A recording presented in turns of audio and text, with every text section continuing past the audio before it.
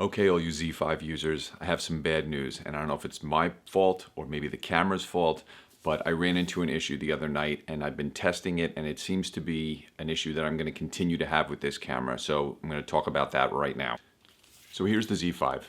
And if you saw my last video, I was excited. I had just gotten it and I was ready to go use it, and I was playing around with it, and I really liked it, but it was only a day old. So I actually did a job with it the other night. I was at a restaurant shooting some food, and they have a new menu at this restaurant, and they wanted to get some images for their social media, their website. So I went there. Now, I brought my 24 to 70 Tamron lens f2.8. I had my Nikon 16 to 35 f4, and I also had with me my 70 to 200, which I didn't really use. So I had on the camera the 24 to 70. Now this is a setup that I've used before many times in these types of situations, but I had it on my D750. So I started out the night with the Z5, and I was taking images of the food. And these are some of the images that I took. And these were the ones that were sharp. They came out fine. ISO is cranked up here and the images look good. So I was happy with the performance of the camera, but I was having a real problem with the autofocus. The autofocus would not lock on. It was dark in the restaurant and it was hunting, and I was getting a sensation, I don't know what to call it, and I'm going to show it to you on the camera in a second, where the camera would almost like reset. It would grab autofocus and then reset itself, and then the autofocus was lost. So it was a very strange situation. I just thought maybe it was the way mirrorless cameras worked, although my Canon that I'm shooting on right here, my M50, has never done this. So about 45 minutes into dealing with this, I just switched back to my D750 and I had zero issues. The camera locked on, the focus was perfect. It didn't matter how dark it was. I grabbed focus and I was like, you know what, maybe I'm just not a mirrorless guy. Maybe I just want a DSLR camera. It's what I'm used to. I was working and I didn't want to deal with any nonsense right then. So I finished the night with the D750 and it was great. The images were great. You can't tell the difference between the two cameras in image-wise and everything, but since then I've come home and I've been experimenting with the camera.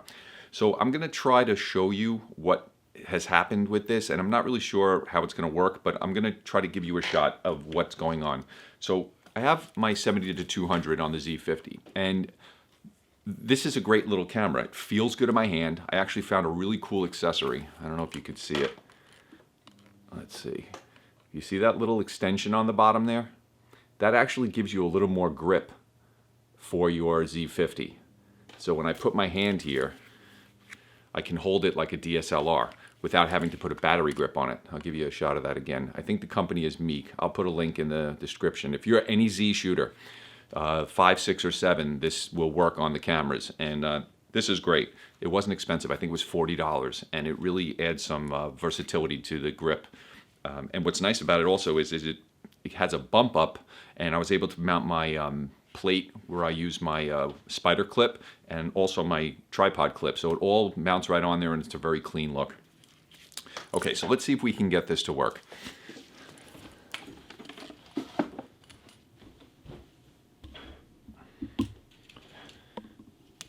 All right, so I don't know if I'm gonna be able to show you this. So there, if you look here, you can see the Z50, all right? I'm going to focus on that little blue, I don't know what you would call that, whatever, that little glass thing there. Do you see what happened just there? Now, I didn't just take a shot. That was the autofocus, and now it's reset itself. So let's do it again. I'm going to lock onto that, and I lost the autofocus. Okay, let's pick something else in the room. Let's pick that lamp across the way.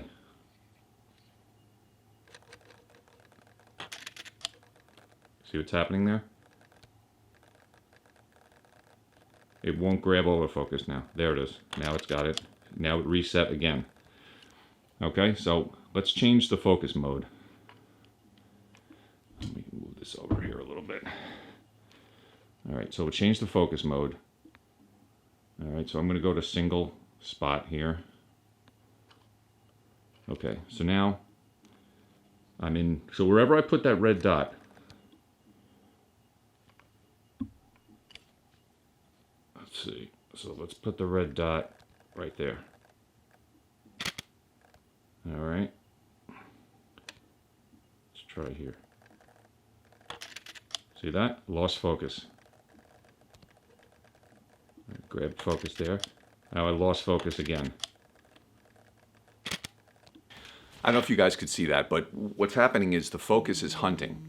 And when it does lock on, as soon as it locks on, if there's any kind of contrast in that autofocus box, it just keeps resetting itself. And it does that where you can hear everything reset. So I'm not really sure what's going on with this camera.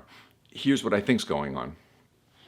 I put my Nikon 16-35 on the camera and it doesn't happen.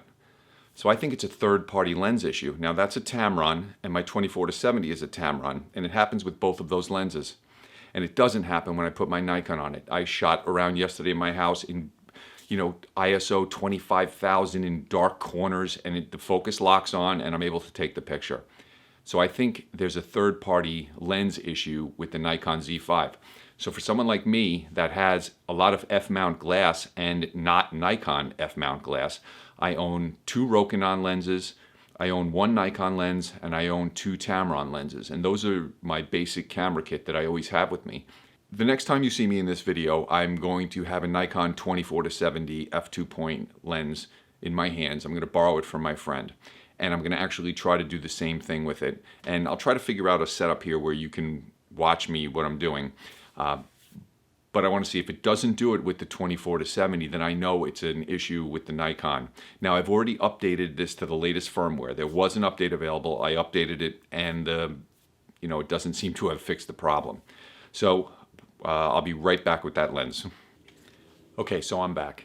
It's actually the next day. I had to go to my friend's house and get the camera and test it out. But so here's the Z5 with the Nikon 24-70 2.8, and I've never owned this lens, but this is a wonderful lens. I've been messing around with it this morning, and I really like this. Now this is not an inexpensive lens. I think this lens, and this is the this is the one without VR in it. I think this was a $1,700 lens when he bought it 7-8 years ago. So these are very nice lenses, and they're expensive, but on the Z5 it's working perfectly. Now yesterday, after I made the part you just saw, I called up the store where I bought my camera. I bought it at Adorama in New York City. And I buy a lot of my gear from them. There's B&H Photo, which is a few blocks away from them. But those 2 camera stores are the 2 camera stores that I usually buy my gear from. And I spoke to someone there, and I told him the issue I was having with the third-party lenses. And he said that's very possible. And he said he expected that to happen with this camera and the adapter. Nikon basically told them that 90% of the lenses that they make will work with the FTZ adapter, but they are not guaranteeing that any third-party lenses will work at all. So basically what that means is my 2 Tamron lenses are not going to work with this camera. And they are a 70-200 2.8 and a 24-70 2.8.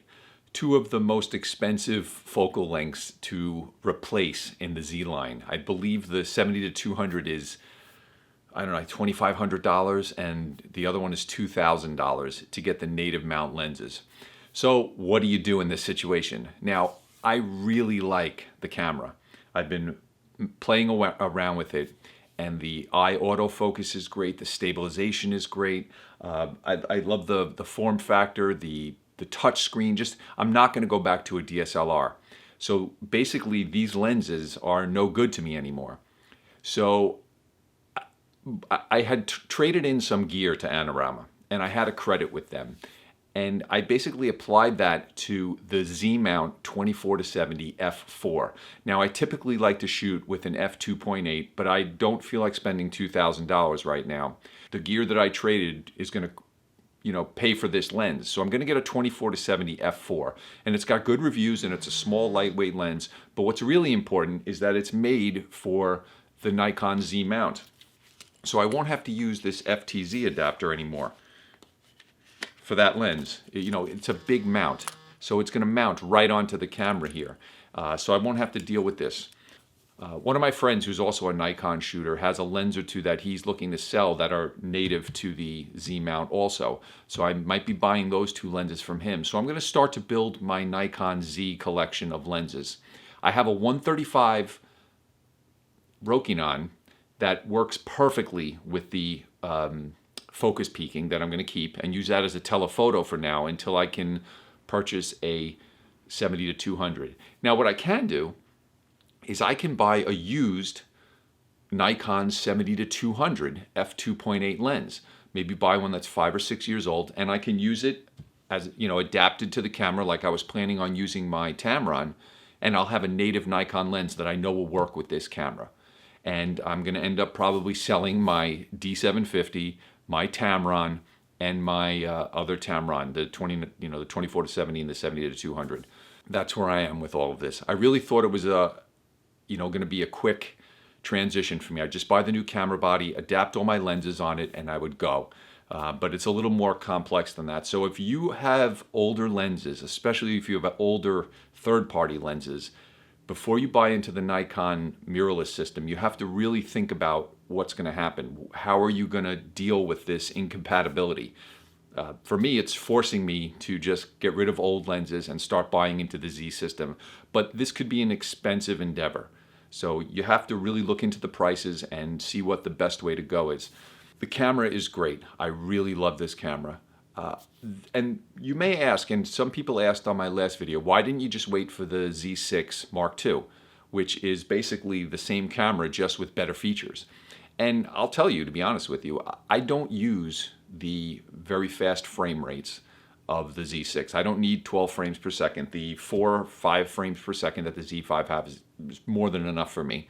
And I also don't use any of the video functions that the Z6 has that this doesn't. And this camera, the Z5, gives me everything else that I need, and it's $700 less. So that $700 is going to pay for another lens for this camera. And in my mind, the lens is always, something that you want to get. You want to get good lenses for your cameras. So if you have any experience with what I'm experiencing, drop a comment in the bottom. I'm curious what you're doing. If you've had issues with, third-party lenses or using the FTZ adapter, if it's, you're having compatibility issues. I'd love to hear from you. Okay, I'll see you in the next video.